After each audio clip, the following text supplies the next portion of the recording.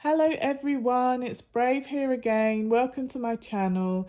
I've been writing so many songs recently, so many poems. It's so weird. I'll listen to someone else's song and it'll give me amazing inspiration. I'll start writing two, three songs in like half an hour. Like my brain's just so inspired. There's so many talented, amazing people out in the world full of, you know, the weird thing is they're writing from pain. There's a lot of people, their best music or their best films, if they're like a film person or director or producer or whatever, sometimes your pain is what, if what drives you to create something interesting or that helps others get over their pain. Certain films trigger, in you, healing. Sometimes you could watch a traumatic film where the person in the film has gone through something terrible, but it shows them, try having a triumph and a victory at the end, and then it makes you feel like, wow, if they got through it, so can I. That's why I love going to cinema.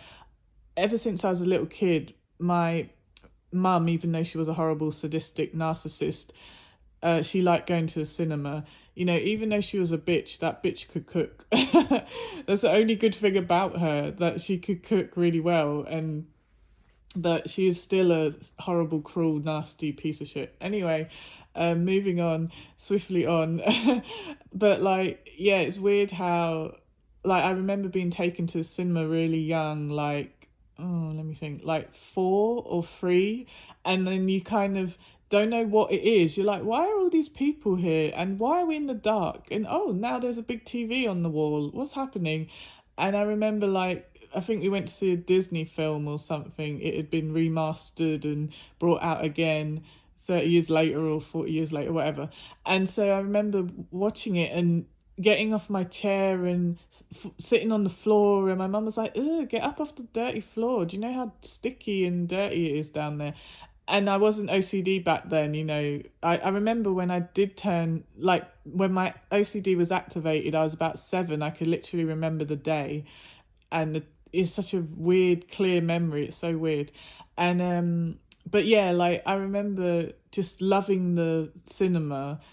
And even now, I went to the cinema tonight, and it was a late showing of a film called Substance, and it was a freaky deaky film. Okay, I don't know if anyone's seen, what's that thing? Oh, there's some program on Amazon Prime called The Boys, and I absolutely hate it.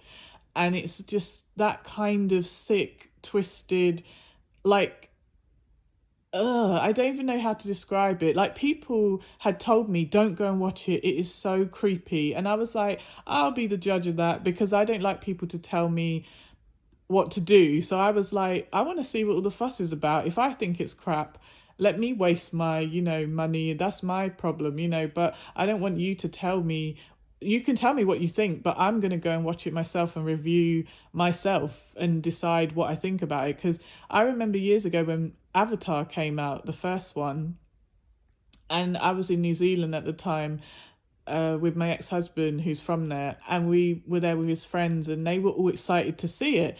And I said, oh, all my friends back in London were like, oh, it's rubbish. And they were like, we don't care what they think. And I was like, oh, I don't want to waste my money. And they were like, no, no, we're going, we already bought you a ticket. I was like, oh, okay, I guess I'm going. But it was weird how, when I did see it, I cried, because the story was so poignant and so sad and also triumphant in the end. And I was like, wow, I really must remember not to let other people influence me. Because back then I was much younger, because I married someone who was older when I was just a teenager, legally, obviously. um, but it's just weird how this film, oh my God, I'm not telling anyone not to go and watch it, but you better have a strong stomach. There is some gory shit in this film called Substance with Demi Moore, and I don't know who the other girl is. She's very young and new, a new actress. Who's that other guy? Oh, what's his name? He was really popular in the 80s and 90s. Dennis Quaid. He was in it. Weirdly, his son is in The Boys. Meg Ryan and Dennis Quaid's son is one of the characters in The Boys as well. So it seems like they both are okay with weird violence and weird bloodshed. But I was so shocked to see that Demi Moore's an older woman now. I don't know how old she is, but she hasn't been in a film for a long time, since Charlie's Angels from many, many years ago.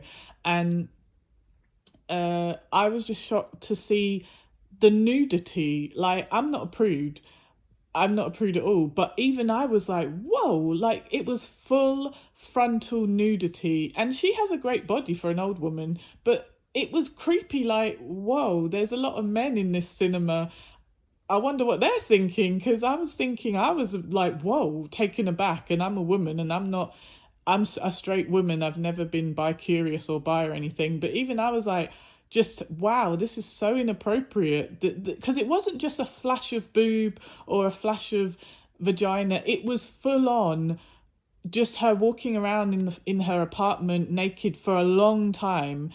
And then the other thing that happens. I mean, I don't care if I do a spoiler alert, because it will still be weird and interesting if you go and see it. Well, I wouldn't even say interesting. It was more perverse. It was creepy and perverse, not for the nudity, but just the way the film is weird. Like, I was speechless. Like, the whole cinema, we all looked at each other, and this is a group of strangers, and we all were like mouths open, like, what did I just pay to see? What just happened? Like, we looked like we'd been slapped in the face with a salmon, a raw salmon fish. We were like, oh, just like, what why? And it was so gross. So anyone who wants to see a bizarre, creepy, weird, there was some weird perverse bits, in my opinion. When I say perverse, I mean just inappropriate, creepy. I don't want to say, like, I think when I say perverse, in my opinion, to in it, I don't know how to, like, to me it was a bit perverse, because there was just a lot of the way the bloodshed was. It was like they perverted the course of a film that could have been good. So, in my opinion, the director of that film is a perv and a weirdo. There was too much tits and ass everywhere. I thought I was in Amsterdam again. I thought I was sitting, in a I don't know, in a strip club. It was weird. And then there was like a weird scene where there was a child sitting in the audience, but then there were women who were half, like, had their boobs out on the stage. And I'm like, well, why would a child be there? This is meant to be a New Year's Eve performance, but then there's a child there, and then there's blood spraying everywhere. It was just disgusting and weird. I kind of wish I didn't waste my money, but I really heard so many weird comments about it that I was like, oh my God, like, what are you talking about? You literally left halfway through the film. It was that bad. And they were like, yeah, it was so bad, I got up and left. I didn't care that I wasted my money. I just couldn't be bothered to watch anymore, because it was so ridiculous. And I was like, wow, this is some crazy, crazy shit. Like, what the hell? So if I could give it a 0 out of 5 or 10, I really would. It was so shit. It was just, it's not my thing at all. Like, if anyone likes The Boys on Amazon, that shit show, then you probably would like it, because you're a weird, disturbed person if you enjoy that kind of crap, in my opinion. Because there's just so much. The way how that show, The Boys, is a bit perverse and weird, and there's creepy scenes, inappropriate scenes. That's the kind of film Substance is. And the weird thing, the beginning of it could have been better. You know what I mean? Like, and the beginning was had a strong start. It's about 2 hours, 2.5 hours, I'd say, the film.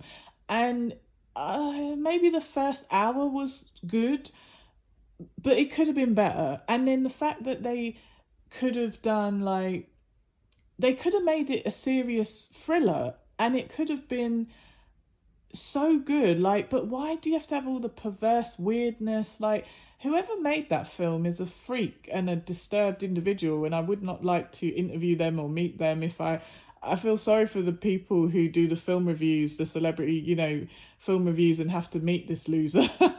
But just so freaky and creepy, and it was so unexpected, because from the title you assume it's about drugs, because it's like The Substance, and you're like, oh, okay, is it about drug dealers? What is it? And there's no indication Well, there's a little, I don't know, detail, what do they call it? In the details, a description of a little bit of what it's about. But it's so shocking when you actually sit there after an hour and this totally different, like, not U-turn, like, just a total, I don't know how to, oh my God, I'm still in shock.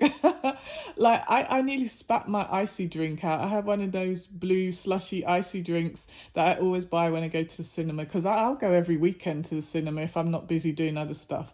And I'll go with people. I would even go on my own. Like, if I have a day off and no one's free to go to the cinema, I'll go by myself. I love being in the cinema in the daytime when no one is in there and you got the whole auditorium to yourself. I love that.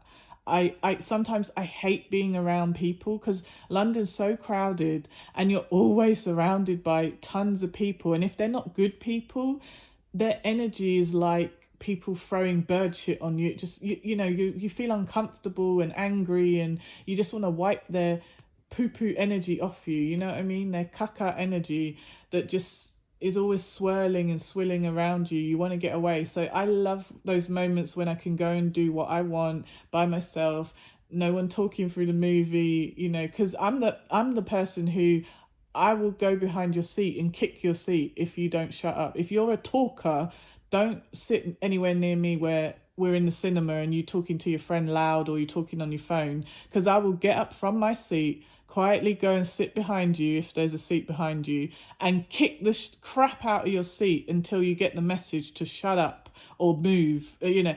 And then every time you move, I'll move with you until you shut up.